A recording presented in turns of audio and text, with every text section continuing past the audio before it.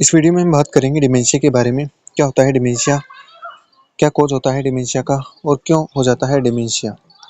ठीक है, आपको बता दूं कि डिमेंशिया का जो क्वेश्चन है वो बहुत इंपॉर्टेंट क्वेश्चन होता है एग्जाम पॉइंट ऑफ व्यू से बीएससी नर्सिंग की जो एग्ज़ाम होने वाली है 6 सेमेस्टर की, उसके लिए। ठीक है, तो बात करने वाले हैं डिमेंशिया के बारे में। वीडियो को लास्ट तक एंड तक जरूर देखिए। ठीक है, आपको ठीक है इस वीडियो को देखने के बाद में जो डिमेंशिया का टॉपिक है वो क्लियर हो जाएगा। ठीक है, जो मेन क्वेश्चन बनता है उसके आंसर के अकॉर्डिंग। ठीक है, तो डिमेंशिया जो होता है वो एक एक्वायर्ड ग्लोबल इम्पेयरमेंट होता है इंटेलेक्ट, मेमोरी एंड पर्सनैलिटी का, but without impairment of consciousness. ठीक है, यानी कि जो डिमेंशिया होता है वो एक एक्वायर्ड ग्लोबल इम्पेयरमेंट हो जाता है, ठीक है, मेमोरी में और पर्सनैलिटी में, but without impairment of consciousness. लेकिन जो कॉन्शियसनेस होती है उसमें कोई इम्पेयरमेंट नहीं होता है। इंसिडेंस की अगर बात करूँ तो डिमेंशिया जो होता है वो मोर कॉमन होता है एल्डरली पेशेंट में than middle age. Middle age की अपेक्षा जो जो जो पर्सन होते हैं एल्डर पेशेंट होते हैं उनमें ज़्यादा रिस्क होता है। उसके बाद जो इसका मतलब होने का जो रिस्क होता है वो जो 60 साल से अगर कम की एज है तो 0.1% होता है, जबकि जो 15 से 20% रिस्क होता है वो 80 साल से ज़्यादा वालों के लिए होता है। ईटियोलॉजी की मैं अगर बात करूँ तो ईटियोलॉजी जो होती है इसकी वो होती है, एक तो होती है अनट्रीटेबल और एक होती है रिवर्सिबल कोजेज। यानी कि इसके दो कोज होते हैं, एक अनट्रीटेबल और एक होता है इरिवर्सिबल कोजेज। जो डिजेनरेटिंग डिसऑर्डर होते हैं सीएनएस के, जिसमें आता है अल्जाइमर डिजीज, जो एक मोस्ट कॉमन है जो भी डिमेंशिया इलनेसेस है उसमें। ठीक है, Pick's Pick's disease, Huntington chorea होता है और पार्किंसन डिजीज होती है। ये सभी क्या है, डिजेनरेटिंग डिसऑर्डर होते हैं सीएनएस के। ठीक है, जो एक एटियोलॉजी है डिमेंशिया की हो सकती है। उसके बाद में जो ये सभी कोज क्या है अनट्रीटेबल है। ठीक है, मतलब जो अनट्रीटेबल और जो इरिवर्सिबल कोजेज होते हैं। उसके बाद में जो ट्रीटेबल और जो रिवर्सिबल कोज होते हैं वो कौन कौन से हैं, वेस्कुलर मल्टी इन्फ्राक्ट डिमेंशिया, वेस्कुलर जो मल्टी इन्फर्क्ट डिमेंशिया होता है, इंट्राक्रेनियल स्पेस ऑक्यूपाइंग लेजन्स होते हैं, यानी कि जो आपके इंट्राक्रेनियल नर्व होती हैं उनके बीच में जो स्पेस होते हैं उनके लीजन्स बन जाते हैं।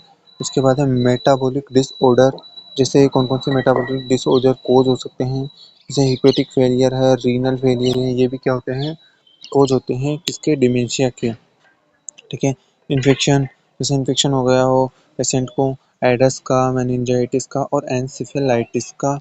इंटॉक्सिकेशन, इंटॉक्सिकेशन जैसे इंटॉक्सिकेशन किसका, कोई भी टॉक्सिक सब्सटेंस का इंटॉक्सिकेशन हो गया हो, जैसे अल्कोहल है, हैवी मेटल्स है, हेड एर्सेनिक है, लेड जो एर्सेनिक है उसका, और क्रोनिक बारबिट्यूरेट जो पॉइजनिंग होती है, बारबिट्यूरेट जो आप लेते हो उनकी जो पॉइजनिंग हो गई है। ठीक है, और एनोरेक्सिया हो गया हो, एनीमिया हो गया हो, post anaesthesia, chronic respiratory failure हो गया हो।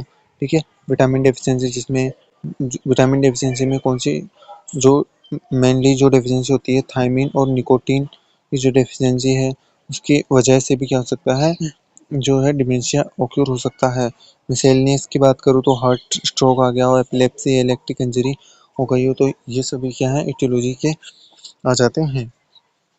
Stage of dementia, stage of dementia की मैं अगर बात करूँ तो जो डिमेंशिया की स्टेज है उसमें है अर्ली स्टेज 2 से जो 4 साल तक की होती है। अर्ली स्टेज में क्या होता है, फॉरगेटफुलनेस होती है, यानी कि फॉरगेटफुलनेस यानी कि जो भूल जाता है। डिक्लाइनिंग इंटरेस्ट इन एनवायरनमेंट, जो एनवायरनमेंट का इंटरेस्ट है उसको डिक्लाइन किया जाता है। और hesitancy in denying actions, poor performance at work, जो वर्क है उसमें पुअर परफॉर्मेंस उसकी दिखाई दे रही है।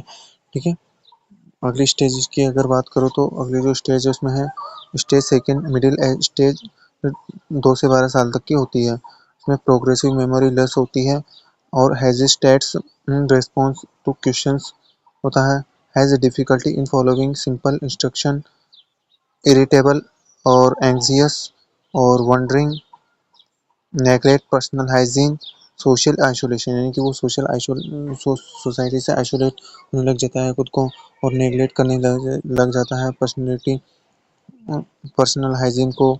ठीक है। इरिटेबल, एंग्जियस हो जाता है, ये सभी जो है ये कब तक रहता है, ये मिडिल एज होती है जो 2 से 12 साल तक की रहती है। उसके बाद फाइनल स्टेज जो अप टू 1 ईयर से ज़्यादा के रहते हैं, उसमें है मार्क्ड लॉस ऑफ वेट, यानी कि वेट लॉस होने लगता है। क्यों होता है? क्योंकि वो अच्छे से क्या ले रहा है, फूड इनटेक नहीं कर रहा है।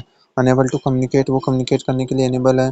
Does not not recognised family, जो फैमिली है वो जो है वो अच्छे से उसको पहचान फैमिली को वो पहचान नहीं पा रहा है, रिकॉग्नाइज्ड नहीं कर पा रहा है। Incontinence of urine and faeces, वो यूरिन और फीसेस है उसी में भी इनकॉन्टिनेंस हो रहा है। ठीक है। Loses the ability to stand and walk, जो उसकी एबिलिटी है चलने की और बोलने की, ठीक है, खड़े रहने की, वो उसमें लॉस होती जा रही है। Death is usually caused by aspiration pneumonia, उसकी डेथ भी हो सकती है जो सीवियर सिम्टम होता है। क्यों? क्योंकि जो वो एस्पिरेट कर सकता है, ठीक है, ठीक है, निमोनिया के कारण, ठीक है, या फिर कोई भी और भी कॉज हो सकता है एस्पिरेशन का। उसके बाद में क्लिनिकल फीचर की बात करूं, जो एक टाइप होता है अल्जाइमर टाइप, ठीक है, इसमें डिमेंशिया में भी एक टाइप होता है अल्जाइमर डिमेंशिया, ठीक है।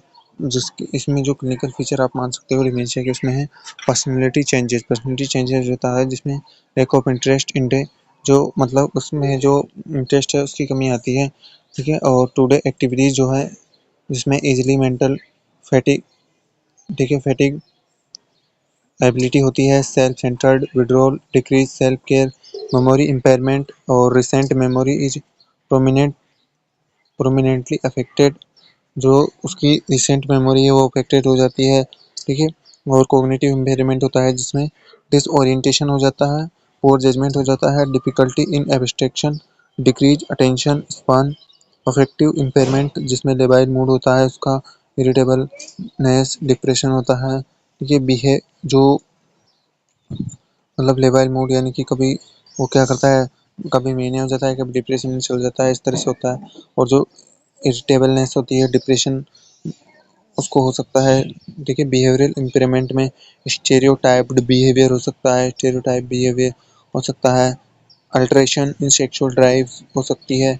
एक्टिविटीज न्यूरोटिक और साइकोटिक बिहेवियर हो सकता है। न्यूरोलॉजिकल जो इम्पेयरमेंट हो सकता है जिसमें जो है न्यूरोलॉजिकल जो इम्पेयरमेंट में एफेजिया, एप्रेक्सिया, एग्नोसिया और सीजर और हेडेक जैसी प्रॉब्लम हो सकती है।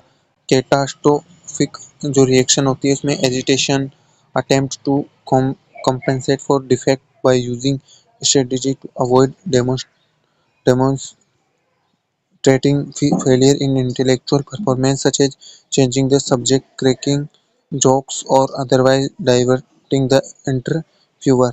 साउंड ऑनर सिंड्रोम, साउंड जो ऑनर सिंड्रोम में क्या होता है, ये जो है इसमें ड्राउजीनेस आती है, कंफ्यूजन आता है, एडिक्शन आता है, एक्सीडेंटल वॉल्स आता है, जो एट नाइट में ज़्यादा होता है। व्हेन एक्सटर्नल स्टिमुलाई जैसे as light and interpersonal orienting cues are diminished, ठीक है। ये क्या होते हैं, सारे क्लिनिकल फीचर हो जाते हैं। उसके बाद में जो है होता है कोर्स एंड प्रोग्नोसिस। क्या इसका कोर्स होता है, प्रोग्नोसिस होती है, इसमें है insidious onset but slow progressive deterioration occurs होता है, ठीक है। ट्रीटमेंट की अगर बात करो, क्या क्या इसका ट्रीटमेंट हो सकता है, जो ट्रीटमेंट है उसकी हम नेक्स्ट वीडियो में बात करेंगे। साथ ही इसके जो नर्सिंग इंटरवेंशन है वो भी देखने वाले हैं। तो मिलते हैं नेक्स्ट वीडियो में। Thank you for watching this video.